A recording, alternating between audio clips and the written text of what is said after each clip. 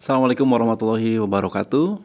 Kembali lagi, hari ini saya akan membacakan satu buah cerita lagi dari orang tua anak yang insya Allah dapat membuat kita terinspirasi ya. Oke, dan kali ini adalah tanggal 16 Juli hari Jumat barokah ya, jam 10 pagi. Semoga kita semua dalam keadaan sehat walafiat. Bapak Ibu di rumah juga atau siapapun yang menonton acara ini mendapat perlindungan dari Tuhan Yang Maha Esa, Allah Subhanahu wa taala.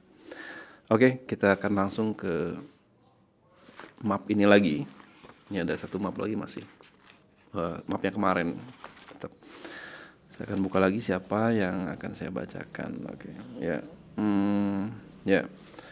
Oke, ada Bapak cerita dari Bapak Ahmad Asril Rizal dan Darmayanti Pratiwi. Nama anaknya yaitu Nazifa Fahira. Diagnosanya cerebral palsy. Jadi ini ceritanya tahun 2017 juga. Tapi kebetulan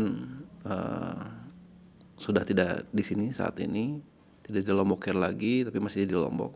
Tapi mudah-mudahan dengan cerita ini kita dapat menyambung silaturahmi kembali. Oke. Kita mulailah dari cerita tentang Pak Ahmad dan istri dalam mengasuh Nazifa Fahira.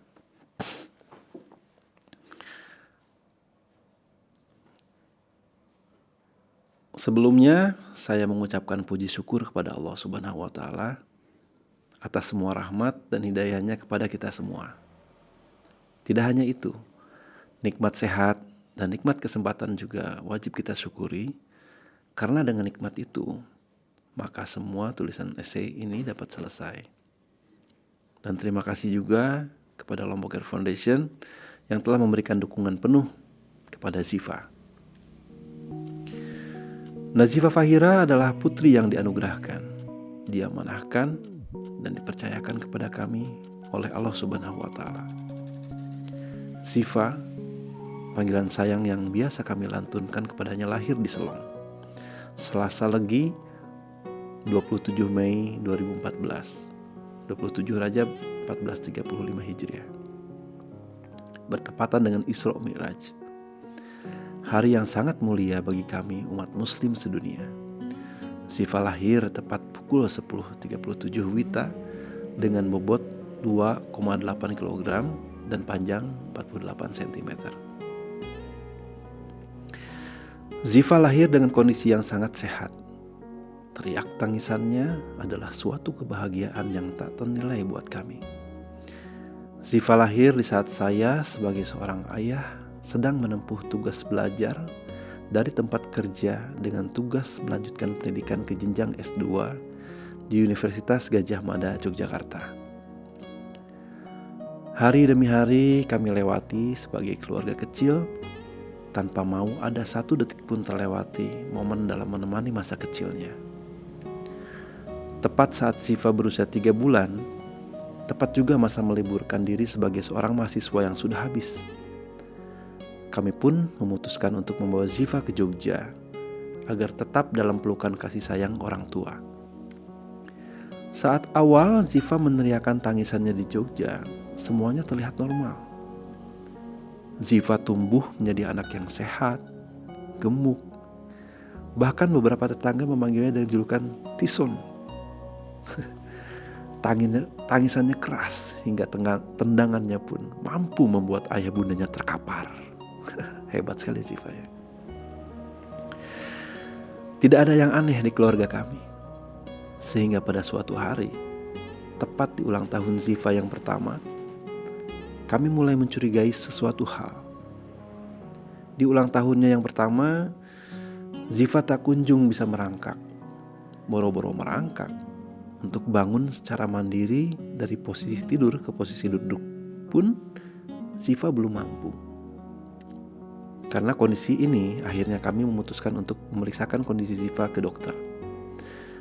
Awalnya kami memeriksakan Ziva ke dokter anak yang ada di Rumah Sakit Panti Rapih Jogja.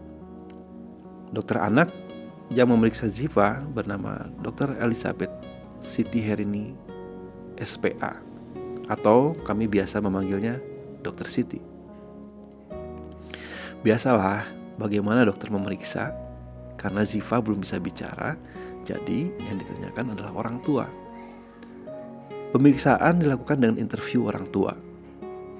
Itu ya saya dan istri. Hasil pemeriksaan awal dokter belum pasti, sehingga kami diarahkan untuk dirujuk ke rehabilitasi medis. Di rehabilitasi medis, Ziva ditangani oleh Dr. Triniwati SPRM. Semoga Dr. Siti dan Dr. Tini tetap diberikan kesehatan untuk bisa selalu memberikan kebaikan bagi setiap orang. Amin. Dari hasil pemeriksaan di rehabilitasi medis, Dr. Tini menyarankan kami agar Ziva mengikuti okupasi terapi dan terapi wicara. Meskipun Ziva sudah mendapatkan penanganan khusus melalui OT dan TW, Ziva juga harus tetap kontrol ke Dr. Siti, ke dokter anak. Atas saran dari Dr. Tini, kami diminta untuk menanyakan ke Dr. Siti untuk memastikan keterlambatan dari segi fisik atau dari pusat saraf. Alhasil, konsultasi dengan Dr. Siti menyimpulkan bahwa keterlambatan Zita berasal dari pusat atau dari saraf. Diagnosa dokter menyatakan bahwa Ziva mengalami cerebral palsy. Shock, sedih, kecewa, menangis di dalam kamar, meratap, berpikir andai begini, andai begitu, ngelamun tak jelas. Semua saya borong untuk saya rasakan. Jika diingat-ingat, betapa serakahnya saya di situ. Beruntung saya memiliki seorang istri yang tegar, tabah, kuat, tetap mampu membuat semangat saya kembali memuncak.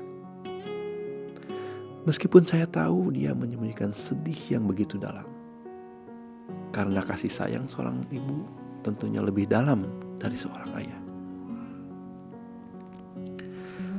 Meskipun dengan kondisi yang tidak stabil, saya tetap menemani Ziva untuk rutin terapi, okupasi terapi dan terapi wicara, dan juga periksa rutin ke Dr. Siti. Jadwalnya pun sangat kebetulan cantik. Senin ke Dr. Siti dan Kamis terapi OT atau TW. Tidak ringan menjalani itu semua. Penuh dengan keluh kesah, suka duka.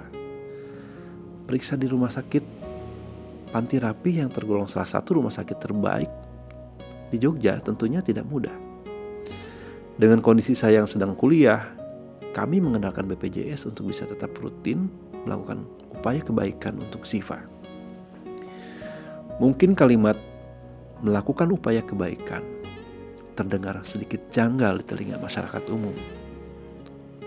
Namun cerebral palsy bukanlah suatu penyakit, di mana suatu penyakit dapat diobati dan dapat disembuhkan. Sementara yang bisa dilakukan terhadap cerebral palsy adalah mengoptimalkan upaya dalam kemandirian seseorang yang mengalami cerebral palsy. Jangan lupa, keajaiban pasti ada. Di mana ada kemauan dan usaha, di situ ada jalan dan hasil. Tidak pernah ada usaha yang sia-sia. Jika orang tua tetap semangat, maka anak akan ikut semangat. Tapi jika kita terlena dalam kesedihan, maka anak pun akan patah semangat. Itu adalah pesan yang terus melekat dari Dr. Siti dan Dr. Tini setiap kami konsultasi. Percayalah, pesan tersebut dapat memotivasi sekaligus menambah kesedihan kami sebagai orang tua. Namun, lambat laun kita akan memahami makna nasihat tersebut. Artinya sekarang kami, tepatnya saya sudah menangkap makna utama dari pesan tersebut.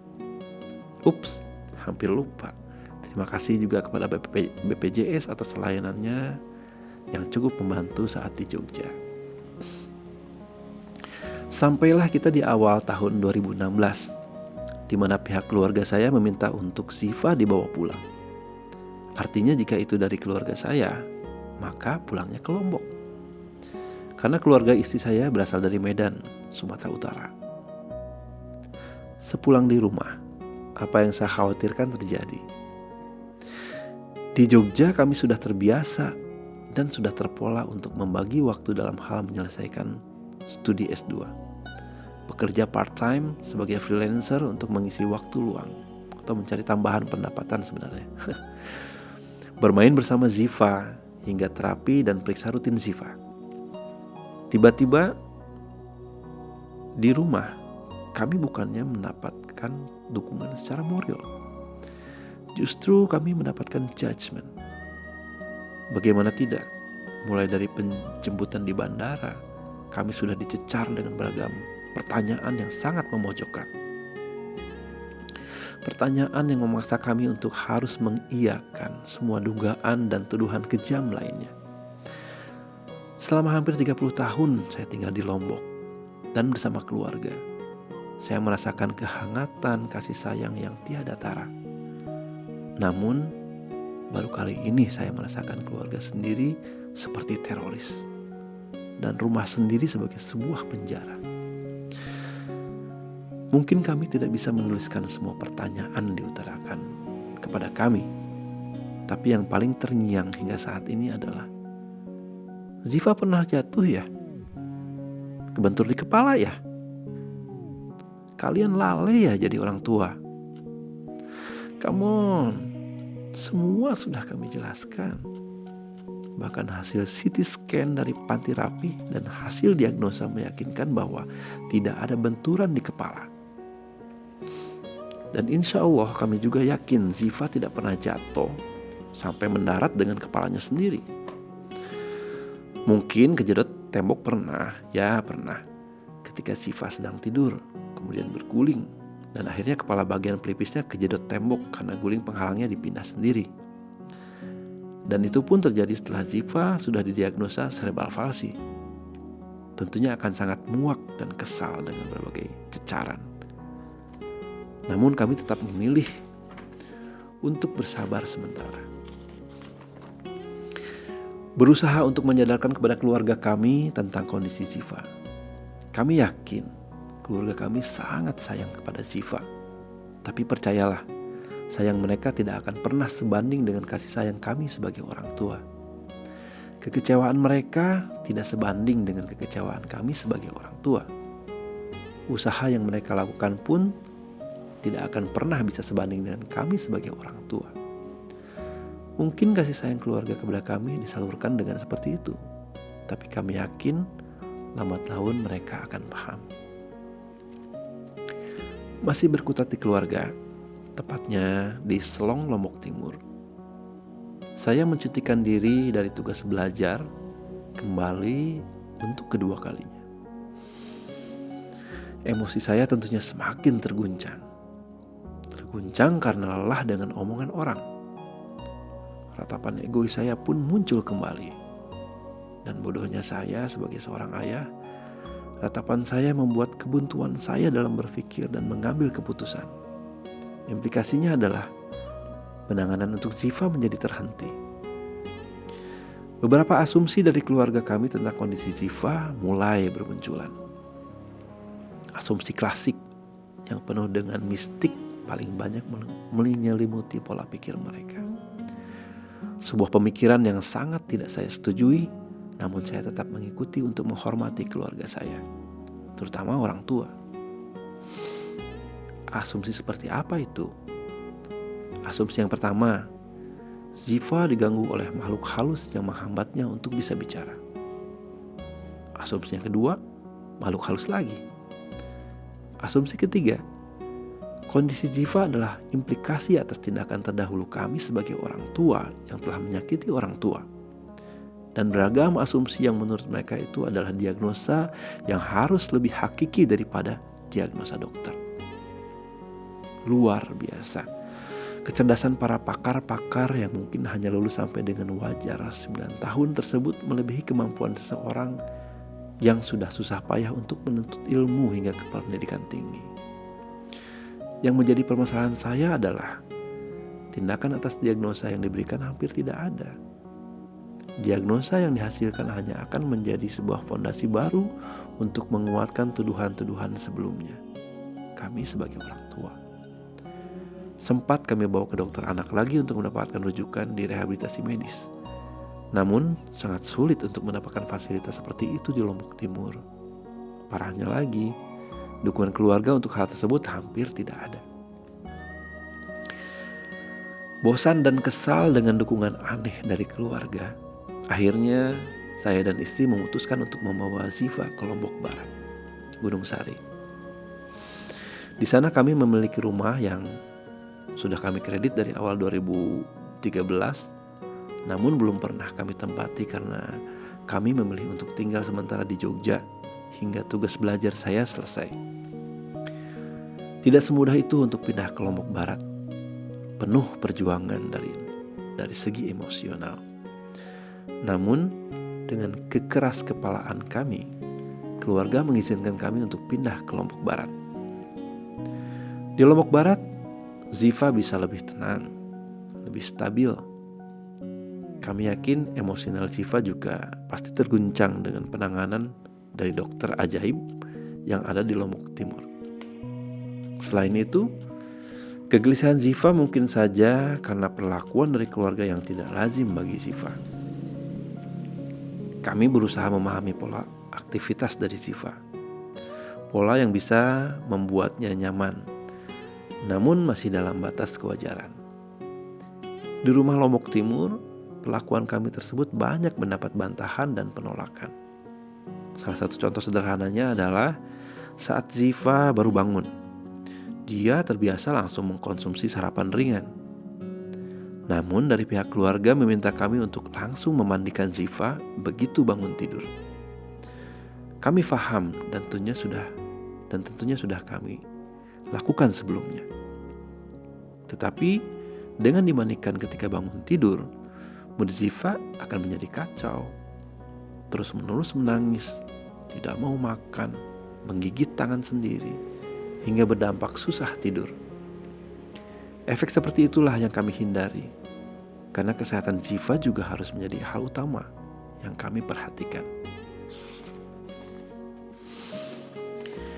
Di Sesele, tepatnya di mana rumah kami berpijak, emosi saya bisa kembali normal. Kemampuan otak untuk berpikir mulai berangsur segar kembali. Kami menjadwalkan kembali untuk terapi Ziva dan terpilihlah di salah satu rumah sakit di Kota Mataram.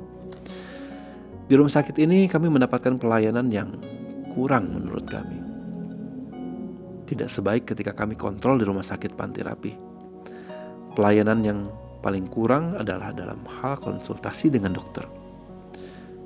Penanganan terapi kepada Ziva hingga birokrasi yang terlalu panjang.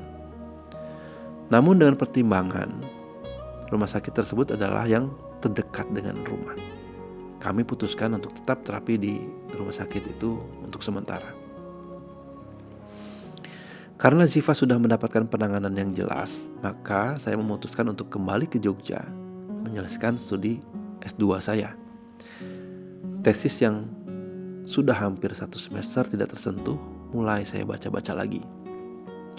Batas beasiswa yang sudah offside menambah beban pikiran saat kembali ke Jogja. Setiap 1 bulan sekali saya menyempatkan diri untuk pulang ke Lombok.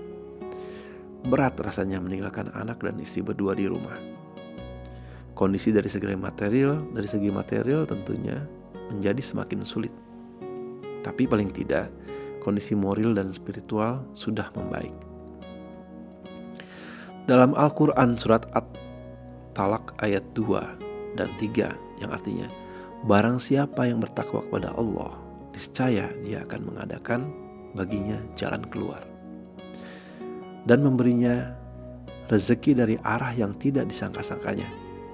Dan barang siapa yang bertawakal kepada Allah, niscaya Allah akan mencukupi keperluannya. Sesungguhnya Allah melaksanakan urusan yang dikehendakinya.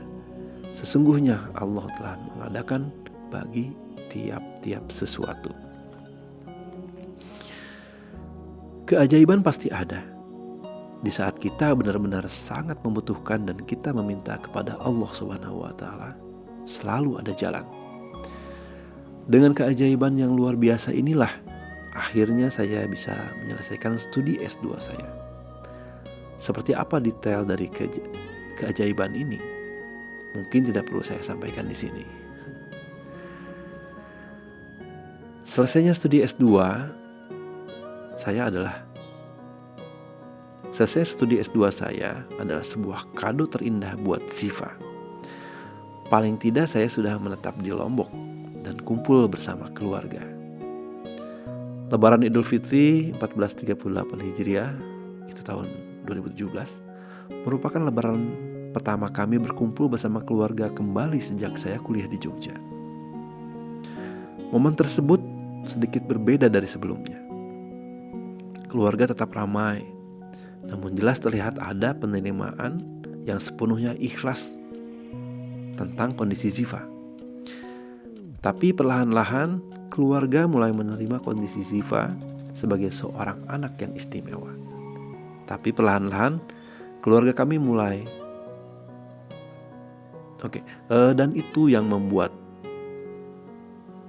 dan itu yang sangat kami harapkan, karena dukungan keluarga adalah sebuah dukungan yang tidak ada duanya.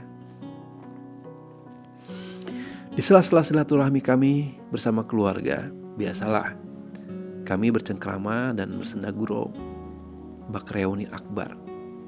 Hingga ada pada suatu momen di mana seorang kakak sepupu menanyakan perkembangan kondisi Ziva hingga saat ini. Dari bincang-bincang tersebut, Kak Sri, biasa kami memanggilnya, mengenalkan Lomboker kepada kami.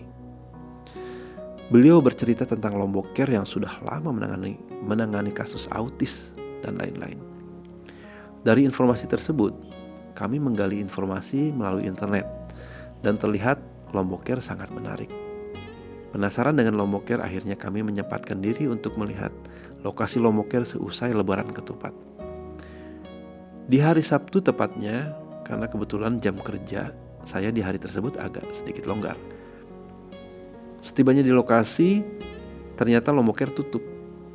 Kami sempat berpikir bahwa Lomboker tidak beroperasi lagi.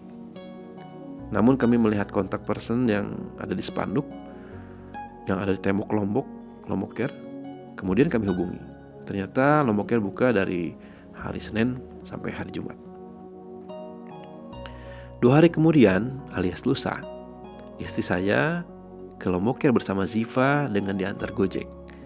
Agak susah untuk saya bisa mengantar di hari Senin, karena jadwal saya di hari Senin sangat padat. Berdasarkan cerita dari Bunda Ziva, kami sangat antusias dengan pelayanan yang diberikan Lomboker. Memikirkan ribetnya terapi di rumah sakit dan pelayanan yang kurang memuaskan, kami putuskan untuk menyekolahkan Ziva di Lomboker. Selain itu, dengan sekolah di Lomboker, Ziva bisa mengenal sesama teman dengan keistimewaannya masing-masing. Setelah divisit oleh pihak Lomboker, Ziva mendapatkan jadwal terapi di hari Senin. Hari yang sangat bagus, namun agak sangat berat buat saya karena hari tersebut sulit untuk saya bisa menemani Ziva terapi. Selama rutinitas sekolah Ziva yang dilaksanakan sekali dalam seminggu, Ziva mendapat perkembangan yang cukup signifikan hingga saat ini. Paling tidak, Ziva bisa duduk dengan stabil. Itu adalah suatu capaian yang sangat luar biasa bagi kami. Mbak Ula selalu memberikan jawaban atas segala pertanyaan dan melatih kami sebagai orang tua untuk bisa mengoptimalkan kemandirian Ziva. Terima kasih yang tak terhingga buat Mbak Ula atas kesabarannya menghadapi Ziva yang selalu menangis saat terapi. Semoga semua tugas yang Mbak Ula jalankan tercatat sebagai ibadah oleh Allah Subhanahu wa Ta'ala, dan semoga Mbak Ula juga tetap diberikan kesehatan agar tetap bisa memberikan kebaikan untuk kami semua. Amin. Saya juga sangat bersyukur dan sangat berterima kasih kepada istri saya tercinta yang tidak lain adalah bunda dari Ziva. Keputusannya untuk bekerja di rumah ternyata memiliki sisi yang amat sangat positif buat Siva. Keputusan yang sangat bijak dan sangat luar biasa. Mungkin saya sebagai seorang ayah agak sulit untuk meninggalkan pekerjaan di saat jam terapi Siva. Di sisi lain, saya ingin selalu hadir. Namun pekerjaan yang juga merupakan sumber pendapatan kami di keluarga. Upaya yang dapat saya lakukan adalah dengan pulang tepat waktu, mengambil kesempatan sebaik mungkin untuk bisa menemani Siva dengan memanajemen pekerjaan di kantor. Selain itu, saya berusaha untuk tidak mengerjakan pekerjaan kantor di rumah agar ikut serta membantu melatih kemandirian Siva. Karena Bunda Siva tentu akan sangat lelah seharian menemani dan melatih Siva. Saya juga berusaha tetap menelpon ketika bekerja lembur. Inilah curhatan hati yang dapat kami tuliskan. Tulisan ini sudah kami pangkas sedemikian sehingga dapat tertata runtun secara kronologis. Harapan kami adalah Siva bisa tumbuh seperti anak lainnya, bisa bermain seperti anak lainnya. Kami juga mendoakan kemajuan Lombok Care. Semoga Lombok Care semakin berkembang, semakin baik, dan tetap bisa menjadi wadah pembelajaran untuk Siva dan untuk keluarga, dan untuk kami sebagai orang tua. Terima kasih Lombok Care atas segala ilmu dan perhatian yang telah diberikan kepada kami. Sukses terus untuk Lombok Care. Tertulis Ahmad Ahril Rizal. Di sini ada nomor teleponnya juga dan email.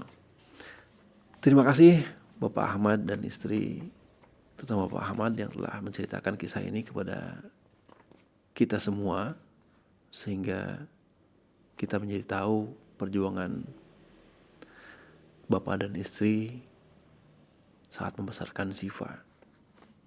Dan saya tangkap di sini banyak sekali rintangan-rintangan yang harus dihadapi oleh Pak Ahmad bersama istri dalam membesarkan Siva. Tapi sangat luar biasa, semua rintangan itu dapat dilalui dengan tabah. Sampai akhirnya Pak Ahmad sudah lulus S2. Dan saya dengar juga sekarang beliau sudah menjadi dosen di UIN Mataram ya, dan juga menjadi tenaga ahli gubernur di Nusa Tenggara Barat. Pencapaian sangat luar biasa dan sangat